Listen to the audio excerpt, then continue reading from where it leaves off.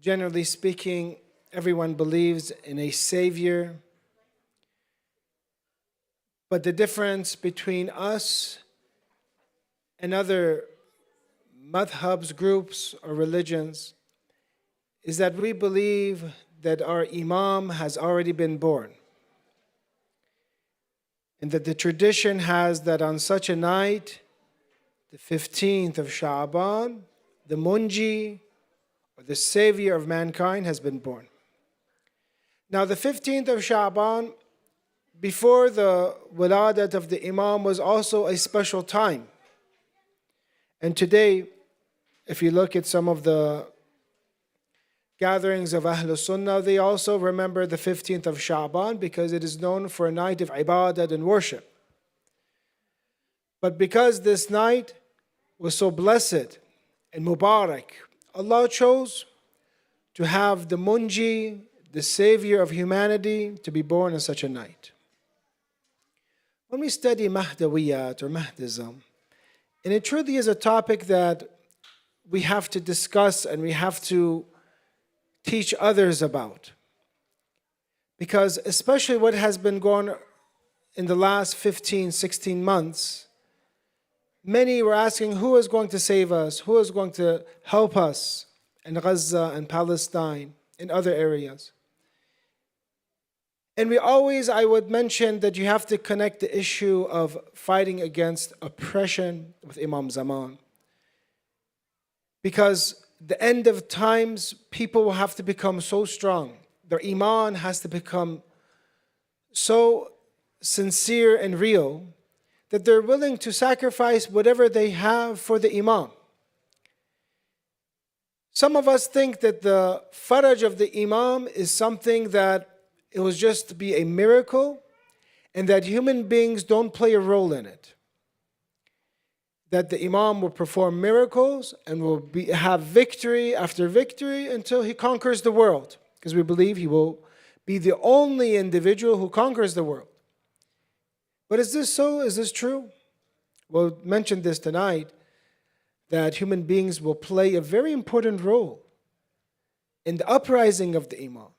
If Allah willed, He could have had our Imams or other Imams who also had the qualifications to rule the entire world. He would have had them be successful without the people.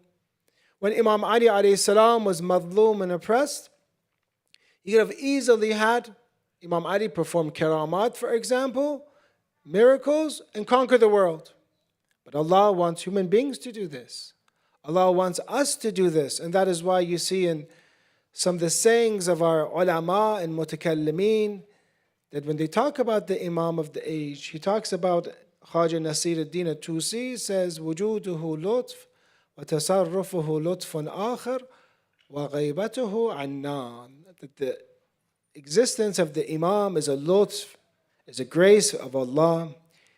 His dominion over the world is another grace of Allah. But his ghaybat and occultation is from us. So therefore, we see in such an important time that people have been calling, where is the faraj? When will this happen? Who will save us? Who will save these 15,000 children at least that were starved and killed? So we need to talk about Imam Mahdi. We need to read more and study more. In one lecture, in one night, it is not enough. It does not suffice us. I advise you and ask from you to study Mahdawiyat. There's many different books that have been translated, written. One of them is the book that tonight I'll be quoting from one of the good scholars that we have, Ayatollah Sayyid Munir Abbas. He has a book about the weighted one. You can find it on, online and purchase it. The difference is that not only does he mention the narrations, he analyzes them as a faqih, as a jurist, because many books we have narrations. But how do you put these together? Which ones are strong? Which ones are weak? Which ones contradict other narrations? For example, the Sayyid Munir Abbas, who's one of the students of Ayatollah Sistani, he talks about this in his work about Imam Mahdi. If you want to divide the topics of Mahdawiyat, one topic is who is Imam? Who is his mother? Who is his father? What are his titles? For example, what does it mean when the Imam Ali in the narration says he's, for example, Tarid, Sharid, for example, that he's all alone. He doesn't have a home. He's, in a way, placed without a home. What do these narrations mean? That he's Wahid, all alone. Which makes us be saddened that why is our Imam alone? Because of us. Because of us. Today, if the Imam came and people were not willing to sacrifice for him, protect him, possibly another Ashura could happen. So Allah is protecting the Imam, so when we are ready to fight for him, when we are prepared to defend him. So the first topic in Mahdawiyat is, who is the Imam? What is his name? His name is the same name as the Prophet. Can you even say his name? Can you not say his name? These are topics in Mahdawiyat. What are his titles?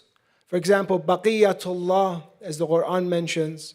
Imam Sadiq alayhi salam says in the narration that when you meet him, greet him with this, Assalamu alayk, Ya Baqiyatullah, the remaining or everlasting from Allah.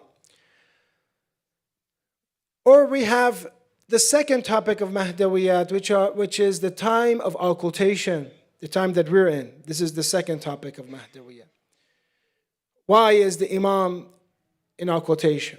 Have other prophets, for example, had occultations and ghaibat for a limited amount of time? What is our duty? Should we sin more, for example, as some mistakenly thought? Should we sin more so Akhir Zaman can happen, the end of times can happen earlier so the Imam will come? Obviously that's wrong. We understand what are our duties during the ghaibat, for example. What are the narrations in regard to the position of those who wait and have iman? The traditions have afdalu, they're the best of every time period, of every zaman. Those who wait in this time period that you have the capability to become the best of people, the best of all nations. The third topic of Mahdawiyat is the dhuhur, the uprising. And we need to study these. There's so many traditions about how will the end of times be. When will he come? First of all, we should not put a time period. We should be so hopeful, inshallah he comes tonight. Or what day will he come? Is it Friday? Is it Saturday, for example? We have in the traditions, and some put them together, say some of the Friday traditions, Saturday traditions. And what are the 5 mahtum signs? What are the certain signs? Because it's possible that the other signs are either weak in tradition or they can change, for example. Bada' can happen, they can change. But there are 5 mahtum, certain signs. What are they?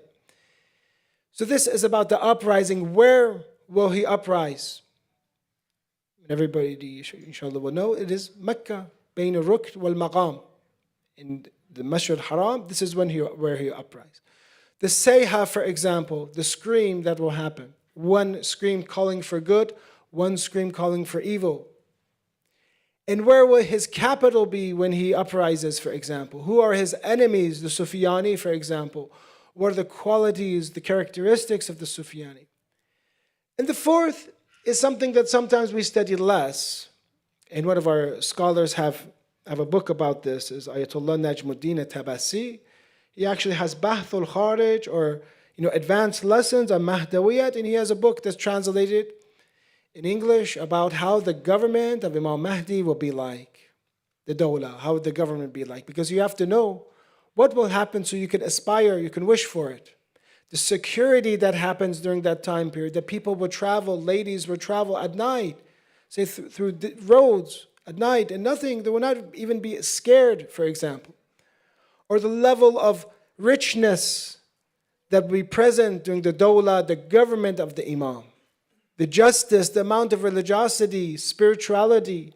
People will be busy humming of the Quran. Salat al-Jama'ah in Kufa will be so busy that if they ride with a horse, they won't be able to reach it, for example. These are things that we have to read, and we have to want and wish. And the fact that in terms of akhlaq and spirituality, when you put these 4 together, that can we truly even excel?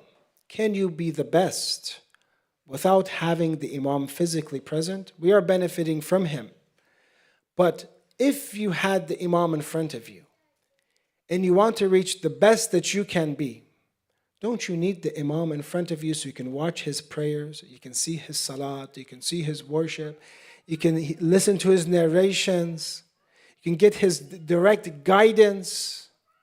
That is how, for example, Salman al-Farsi became, for example, Salman al-Farsi. It's through the tarbiyat of Rasulullah, of Imam Ali, for example, that he became Salman al-Farsi, became so similar to Imam Ali alayhi salam, that he became part of us, Ahlul Bayt. So when you put this together, you say that, my life is being wasted without Imam Zaman. I'm not reaching my full potential because there's so many barriers in reaching Tawheed and the unity of Allah that I need the Imam. I have to feel a sense of urgency. Unless you feel that sense of urgency, you will not be a true one who has awaited. So we'll talk about these tonight, inshallah. When we talk about Mahdawiyat, first of all, our sources. What are the sources that we use? The Quran is a very good source of our Mahdawiyat, the Holy Quran. Around 100 verses of the Quran indirectly talk about the Imam of the age. How many narrations do we have about the Imam?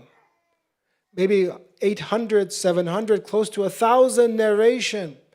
Are they limited to Shia? No, Sunnis have so many narrations about Imam Mahdi, that he'll be the descendant of Sayyidah Fatima, descendant of Imam Hussein alayhi salam, that he will pray and Isa alayhi salam will pray behind him, for example. They have traditions like this. And we ask them, what position does he have that a prophet prays behind him? He has the position Hujjatullah, he is the Imam. Therefore, he prays in front of Prophet Isa alayhi salam. Or this beautiful verse that many of you are familiar with, that وَعَدَ اللَّهُ الَّذِينَ آمَنُوا مِنْكُمْ وَعَمِلُوا الصَّالِحَاتِ, that Allah has promised those who have believed among you and done righteous deeds, لِيَسْتَخْلِفَنَّهُمْ فِي الْأَرْضِ كَمَا اسْتَخْلَفَ الَّذِينَ مِنْ قَبْلِهِمْ, that He will surely grant them succession to authority upon the earth, just as He granted it to those before them, and that He will surely establish for them the religion which He has preferred for them, and He will surely substitute for them after their fear, security, for they worship Me, not associating anything with Me. يَعْبُدُونَنِي لَا يُشْرِكُونَ بِي شَيْئًا. The goal, one of our ulama went through this verse and says, this is the goal of the Mahdawi government, is Tawheed by this verse. That the entire purpose of this, so that mankind can truly worship Allah. And this is a reality, because we truly believe that through wilayat, through this guardianship, we can reach Tawheed. And without this guardianship, this wilayat, we're not be able to truly know who God is. Tonight, I want to open this very important discussion. Part of Mahdawiyat is, how will the conquering take place? How will Imam Mahdi Ajallah Ta'ala Farajahu Sharif conquer the entire world? When you look at throughout history, you see there are many conquerors. Majority of them was through bloodshed and killing. Many of them fighting against each other, for example, from rulers who've killed sometimes 10% of the world's population, to rulers that tried to, for example, spread Christianity, like Lionheart, for example, and those who came to protect Quds or conquered Quds, for example, like Salahuddin al-Ayyubi. Many times, Muslims, they say, this is our, for example, conqueror. Look at what he has done. He has protected Quds. Is this, for example, the correct way that Imam will be able to be successful and conquer the world? Through, for example, excessive violence, through killing. For example, it's mentioned about Salahuddin Ayyubi, beside the fact that he used to murder Shias. He was one who would murder the Shias. He closed down Al-Azhar because it was founded by Shias. It was founded by Shias and closed it down. And he burned thousands of books and destroyed libraries in Egypt, for example. He would set people on fire, for example, And it has in some of the books that he traveled many places but didn't perform the Hajj. Didn't perform the Hajj. So therefore we see no, like such people, no. Or you see during the Futuhat, in conquering of the Khulafa, that during Imam Ali alayhi salam's time, he didn't, historians say that he didn't expand, for example. For whatever reason, he didn't expand. And he didn't generally endorse the Futuhat, the conquering of the first, the second, the third, and others. For example, he didn't recommend or advise. Maybe there might have been some situations where Islam was in danger, but generally, he left those Futuhat alone. And you see the violence, again, the violence that the Khulafa had and how they spread Islam. So how will Imam be? Well, an interesting story, just to tell you, because first, we have to understand this. Whatever the narrations have, and many of you have read narrations, one of them is a very popular thing that people act upon is, for example, I don't know, they don't do this in the US, but in some cultures, they, as a joke, they'll kiss some of the ulama on the neck, for example. They say, I'm going to kiss where the sword of Imam Mahdi will hit, for example. I'm going to kiss there, for example. And one of the scholars, I was there, Ayatul Najmuddin Tabarsi, he was talking about how these narrations are weak.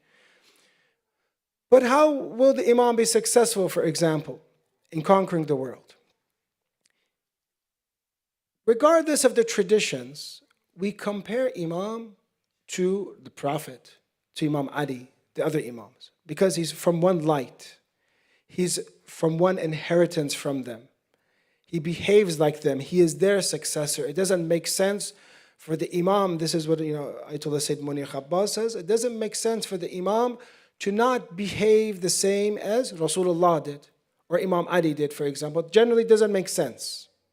That they were rahmatun lil alameen would describe this, while, for example, the Imam will be completely different. Just to give one example before we get into this, is a nice story that maybe you've heard. It's in the book, in Furu' al-Kafi, that once Imam Ali alayhi salam was in battle. And many of the battles, and why people sometimes ask why would battles take so long, some of the battles were one-on-one. One-on-one, they would fight against each other. So he's fighting against an opponent, a mushrik, a polytheist. He's fighting against Imam Ali alayhi salam, and Imam Ali hits, and he breaks his sword. His sword shatters or breaks. So he asks, maybe the Imam had another sword or not, but he asked Imam Ali alayhi salam that he heard of the benevolence and kindness of the Imam. He asks him during battle, can you give me your sword? And maybe what we understand is, no, al-mu'min kayyis, a believer is, clever, no way, let's finish Imam. But Imam Ali in this tradition and Furu' al-Kafi gives him the sword. And mentions, in the tradition that you extended your hand in request, and rejecting a plea is against the way of generosity and kindness. To who? A polytheist, a mushrik, in the midst of battle. The polytheist dismounted his horse and said, this is the conduct of the people of faith. He fell from his horse, he went and kissed the blessed feet of Imam Ali and embraced Islam. Who else gives his sword? One of the scholars was saying about this, if a mushrik, a polytheist, can ask Imam Ali and Imam Ali will give to him, what about followers of Imam Ali? What about lovers of Imam Ali? When they ask, he will not give through the mercy and grace of Allah. So this is one aspect that when you look at how Imam Mahdi Ajallah Ta'ala Farajahu Sharif will conquer the world, you say it must be in the way that Imam Ali behaved. It must be in the way that Rasulullah behaved. So let's go through some of this. One is that Rasulullah was known to be rahmatun lil alameen, for his merciful character. Quran talks about if he wasn't kind, harsh, for example, and hard, people would run away from him. The narration from Imam Sadiq alayhi salam says the awaited Imam will be amongst the people as his grandfather, the Prophet. This is hadith. The way that Rasulullah was with the people Imam Mahdi Ajjallahu Ta'ala Farajahu Sharif will be like the people in the same way.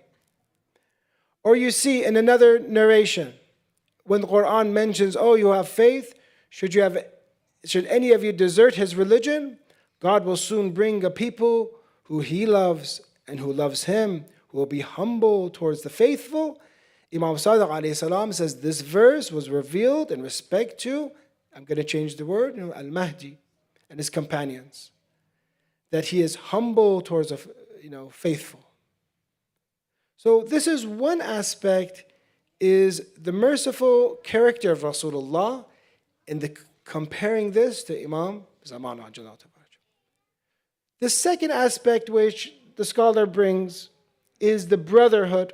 He says that Rasulullah brought brotherhood amongst the Muslims. That nobody, for example, they didn't hate each other at that time generally. That they were brothers. Aus and Khazraj would fight for years. And yet he brought them to be, for example, at peace, to be Muslim, together brothers. He says in the same way, the Imam will bring and unify people. And hopefully this picnic that we have on Sunday, this is one step, that some of the masajid are coming together and having unity. So you can meet each other, meet others from other masajid, for example, other centers. But the mercy of Rasulullah is very nicely seen in this one example that Imam Ali alayhi salam gives about the Prophet. That after abusing him, and what Abu Jahl would make fun of him, for example, how they would spew camel parts or sheep parts on Rasulullah.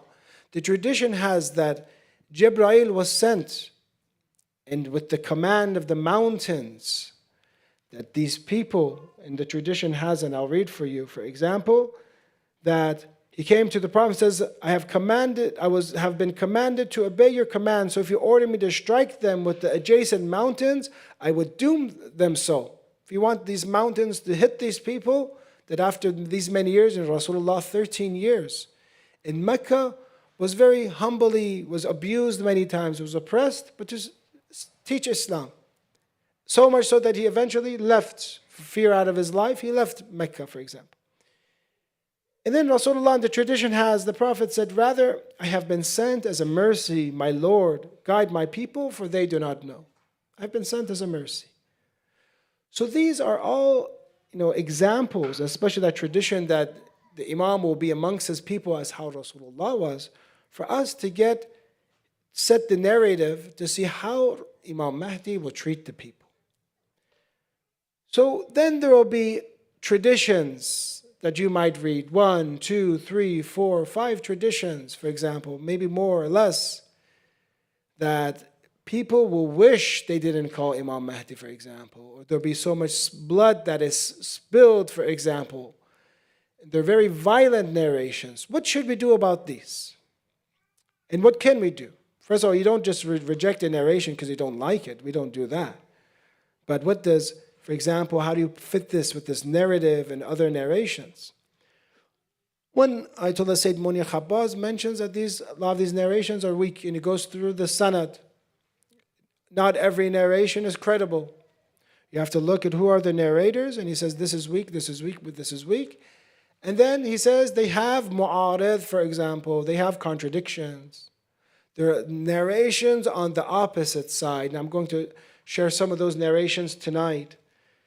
One of those narrations is this. Who is the biggest enemy of the Imam? So besides Shaitan, is the Sufyani. When the Imam marches with thousands of people and meets the Sufyani, the tradition has, that there will be a dialogue between him and the Imam. And the Imam wants to bring the Sufyani and guide him, bring to common sense. And actually, the tradition says he has influence over him. And the Sufyani changes. And then he goes back to his people. But then when he goes back, then they make him take it back, whatever he said. He gets again affected, and then they engage in war. So he says, if the Sufyani, who is one of the terrible enemies of the Imam speaks to him with logic, even in the tradition has it first in a respectful manner, speaks to him, then he's not going to give others a chance to be able to believe in Islam, others, for example, to remove many of those false ideologies or beliefs in their minds. Another proof that he brings is how the Imam talks to some of the scholars from the Jews and Christians. He brings a tradition that the Imam will summon the greatest of rabbis, priests of Judaism, of Christianity. He will debate with them with the Torah and the Bible, ask for their interpretations, and then he reveals the fabrication that they have altered in their scripture. That he sits down with them and has a dialogue, a talk. So many of us, unfortunately, the Imam in that image that we have during the uprising is one that it's all over now. If you're not Muslim, it's all over. Or if, for example, you go against him at that time, obviously when they're talking and arguing with the Imam, obviously they haven't submitted, right? It is after the uprising, they haven't submitted. They say, oh, you didn't submit? It's finished, for example, from these what we understand. He talks with them and discusses with them, even the Sufyani. So therefore we understand, and this is what he says at the end, Ayatollah Sayyid Munir Abbas, the majority of the population of the earth, he believes. And this is what we have from the Adillah and Dalil. This is from what we understand so far. Allah, in reality, can do whatever He wants. This is His kingdom. But this is what we understand from the Adillah, from the reasoning and the proofs, that the majority of the population of the earth will voluntarily submit to the Imam. This is what he says. They will voluntarily submit to him because he will come with the tools of knowledge and understanding. This has been what, it's not by force. If Allah wanted to do it with force, Imam Hussein ﷺ would have killed everyone in Karbala, for example. It is with the tools of knowledge and understanding. This is important for us, that we also have to engage and learn these tools so that we can assist and aid the Imam. These are his tools. And as well as kindness and compassion. Because he just said Imam Ali ﷺ gave his sword in the middle of the battlefield. Then he says those traditions now that the Imam will spill blood. Who is it for? Author of this book says it is those who are overtaken with hypocrisy, the munafiqeen. There will be those whose foreheads will be bruised from sujood, for example. They'll come to the Imam and say, go back, O son of Fatima, the tradition has, go back, for we do not need you. We do not need you. It is them who are blistered for long prostration, and their appearance is the way of, for example, of the worshippers. It is for them, the enemies of Ali Muhammad, those who know Ahlul Bayt alayhi salam, and they purposely rebel and fight against them. It is them, the hypocrites, for example, that many of these traditions go. But regardless, yes, Imam Mahdi Sharif will be victorious over the world like Rasulullah was over, for example, Arabia, with the help of the people, with the invitation to use basirat and understanding, with compassion. But also Rasulullah had imdad and help from the ghaib. In many of the battles, Rasulullah also had help and assistance from the ghaib. That doesn't mean I'm not neglecting that Imam Mahdi Ajalatul Sharif will not use help from the unseen. Yes, he will use help from the unseen, but the majority of the ghaibat and what we understand from the understanding is the lack of people willing to protect him, to give their life for them, and that the conquest of the world will happen through understanding, through compassion and love. Well, why wouldn't people? When they understand the truth, when the truth is prevalent for them, when many groups don't exist, those who change, for example, the media and the narrative, and those who are in power are removed, the masses will be free to choose what they want, because generally people are good. But there's a few group of people that has always been in power, that they come and they change the mindset of people, and therefore being barriers. And this is how Rasulullah, in the same way that there's some leaders of Quraysh, they were the ones that were causing all the wars to start and fighting against the Prophet, not allowing the people to hear the message. At the end, we need to talk about our responsibilities. Brothers and sisters, there's no more important duty that you have than helping the Imam of the age reappear. We said it is up to the people. When you want to do something important, the more important your goal is, the more challenges there will be. The more shaitan will come and will try to discourage you, will try to disunite you, will try to cause corruption. Why do you think shaitan is so keen and pays so much attention to the mu'mineen? One is because if the mu'mineen, they gather together and they gather asking their imam, because we are the only group today that believes in a living imam that will be the Mahdi, that is the Mahdi, that it will be the Munji and Savior. It is like when people wrote letters to Imam Hussein alayhi salam in Kufa. There are three groups of people you can divide. Some people wrote the letter to Imam Hussein asking for help from the thousands, like Habib ibn Madahir. He wrote it with belief in imamat. He believed in imamat, that there is an imam that is infallible, that has knowledge from God, that doesn't make mistakes. He is sinless. He doesn't do sin. So he wrote this knowing that this is the imam of the age. While others analyzed and said, maybe like Hussein ibn Ali is making a mistake. Maybe we don't want to help him, for example. Even some good companions or family members. Even one of the brothers of Imam Hussein alayhi salam was confused. One of the great brothers of Imam Hussein, that he didn't want anything to do with Karbala because he didn't understand it in that way. And that when they found out the brother of Imam Hussein alayhi salam was not uniting with him, this caused shock in Sham. So the first category of those who wrote letters to Imam Hussein were those who believed in Imamah. Not that Imam Hussein is the best ruler. Not that Imam Hussein will be the best politician. Not that Imam Hussein will be fair to everyone. But that Imam Hussein is the Imam and it is his right to rule. This is much different than choosing Imam Ali alayhi salam, for example, as a majority of his followers were, as they just thought he was the fourth Khalifa, he's more suitable for Khalifa at the time. They didn't say he is the Imam of the age. They said he is the most suitable to lead right now. Much different. So those who wrote letters in this way, they were the best. They were like Habib ibn Madahir with imamat. That they were waiting for the call of the imam with imamat. Two is the second group that I mentioned, that there will be Imam Hussein alayhi salam. He will be successful in Kufa. There's thousands of people writing letters. He's going to make the situation much better. My life will be better. I'll be much more free. If I'm Shia, I won't be as oppressed as much. If the Umayyads come, for example, in power, it personally helps me. It helps society. It's good. And the third are those who wrote two sets of letters. Some people wrote letters to the Umayyads, and they wrote letters to Imam Hussein. So whoever wins, I'll be helped out. I'll write two sets of letters. Those are the hypocrites. So we have to understand that belief, fighting against oppression, trying to teach people Tawheed and ourselves Tawheed while we believe in the Imamat of Imam Mahdi Ajal Sharif is the highest of intentions and highest of Iman that we can have.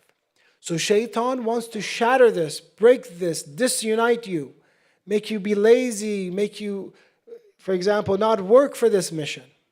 Because one, the tradition has that the Imam will be Qatilu Iblis in one of the tradition. He will kill, Imam Mahdi will kill Shaitan.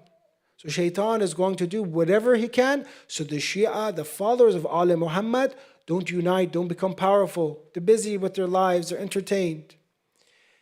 Zurara once comes to Imam Sadiq alayhi salam in tradition and asks that why is it sometimes, or why is it that in the Shia section of business and merchants, we see them not as honest, for example. They're in corruption. They're not honest business people. And the Imam mentions to them that Shaitan is paying attention, just paraphrasing, is focusing on you and your friends, for example. Shaitan is focusing on them because he wants the Shia merchants to do haram. Why? So they can have a haram luqma, for example. They can bring haram food to the family. And when they bring haram food to the family, that will affect the future and the progeny. Or sometimes you see an attack on marriage, for example. And one of the things that shaitan and the tricks of shaitan, we talked about one of the narrations, you have to know the enemy. That the shaitan will want us to not to have hijab, for sisters not to have hijab, not to have modesty, to be immoral people, so that the future generations will be affected. It's a very smart plan of shaitan. So the first thing, responsibility that we have when it comes to the Imam of the age is to know our enemies. And know that shaitan is doing whatever he can to make each and every one of you not work for the Imam. To do at least not do something that is preparing. Maybe it's mubah even. Maybe it's just a waste of time. Or maybe it's something haram. To hold you back so you're not united, you're not ready for the Imam. The second responsibility we have, I'll be saying this so that inshallah we can end tonight, is an individual responsibility, and that is ma'rifah of the Imam, knowing the Imam. Our responsibility towards the Imam is to know him. One type of knowing is read the hadith, the narrations, read Kamaluddin, for example, read other books about Imam Mahdi, read verses of Quran and tafsir about Imam Mahdi. Fill your mind and think about him. 2, fill your heart with Imam Mahdi. There's a way to connect to the Imam, but it needs a pure heart, because he is tahir, as one of the Urafa was saying. How do we connect to Imam Mahdi? He says, he is tahir, he is pure. You have to be pure to connect to him, because he's tahir. He is pure. To purify your heart and begin this relationship with the Imam. It's a tradition say that, with ma'rifah and understanding, if you have this type of knowledge, Imam Sajjad, I believe, tells Abu Khalid al-Kabuli, I assume, إن أهل زمان غيبتي القائلين بإمامتي المنتظرين لظهوره أفضل من أهل كل زمان. Those who believe in Imamah and wait are the best. Then he says, why? لأن الله تبارك وتعالى أعطاهم من العقول. They are the best who are waiting because they have aql, they have intellect. 2, they have al-afham, they have ma'rifah, they have understanding, they have detailed understanding, ma'rifah. ما صارت به الغيبة عندهم بمنزلة المشاهدة. The غيبة and occultation will be for them like direct witnessing. That there will be a time, Imam Sajjad alayhi salam mentions that there will be a time that people will be in occultation, but they'll be directly witnessing. They will be seeing the Imam, seeing him with the heart. Ilm al-huduri. I said this story, I'll say it again. How can you know the Imam through the heart? It is like that story. I think this is in Kamaluddin, I'm not sure. That once a group of people asked Rasulullah from Yemen, they were worshippers. They asked, who is your successor? And Rasulullah mentioned a verse of Quran, some explanation that this is my successor. For example, the rope of Allah, hablullah. And they wanted to know who is directly the successor. And he advised them, just like you have rows here, there are rows, and he advised them to go and find him yourself.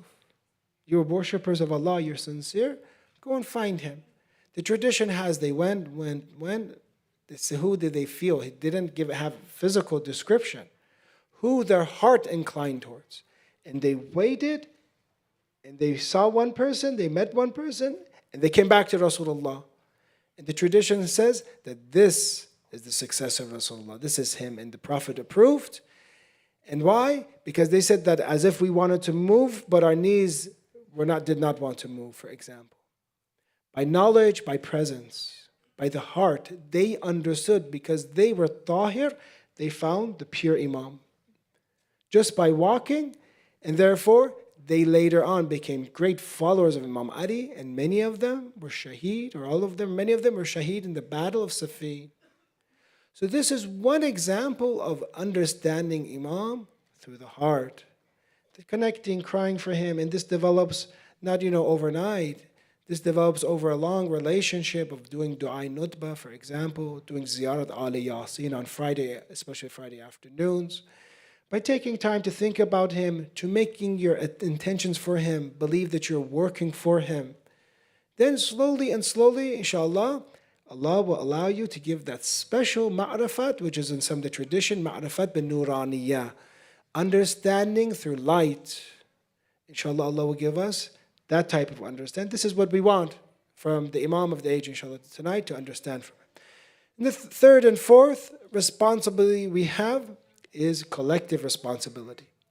Today, there are many great individuals. There have been throughout history many great scholars and mujahids and solaha and virtuous people. But what we understand from these narrations is that we have to collectively become good. We have to become powerful. Power means the ability to change things, the ability to influence things. If you're not powerful, how can you change the world? We have to become powerful together. We have to become good together. And once as a community we're good, and then nationwide we're good, in terms of the world we're good, then we have the resources to be able to protect the Imam and fulfill his wishes and whatever he wants. So the third is to collectively, not only did we have to change ourselves, we also have to change our families, help our families, help our society, help our community, and help, inshallah, our town that we live in, city we live in, and the nation and world, inshallah. We have lots of things to do. My advice is to continue this hard work that we've had at Yasin, and everything we do, generally we do it for the Imam of the age, and that the fact that we're here working and coming and spending time and resources, we do this for the Imam, because this is what a companion does. He gives his life, he gives his resources, gives his time for the Imam. Don't you say that my father and mother be sacrificed for you? How can you say that and not give your time and money, for example? So this is the movement that we have, that we had started 20, 30 years, that we wanted to help and establish, inshallah, the foundation where it will help the Imam of the age, inshallah, reappear. May Allah make us of the muntadhirin, inshallah. May Allah allow our eyes to see the beautiful face of Imam Mahdi, Ajjallah Ta'ala Fajr Sharif, inshallah. May we see his dhuhur, may we be his companions. May he accept us as his companions, inshallah, accept our actions that we're doing at Yasin Center, and keep us in sincerity, inshallah, keep us with ma'rifah and understanding, and inshallah give us compassion and love so that we can spread the message of Imam Mahdi Ajjallah Fajr Sharif and his father, grandfather Rasulullah in the best way. Ya Allah, we ask you because of the Imam, cure the sick, bless the souls of our departed, grant everyone their hawa'ij tonight. Many people, they're looking to get married, to have children, to have a good job, for example, security. Those who are madloom and oppressed, Ya Allah, help them and make us, inshallah, the true companions with a salawat ala Muhammad wa ali Muhammad wa ajal farajah.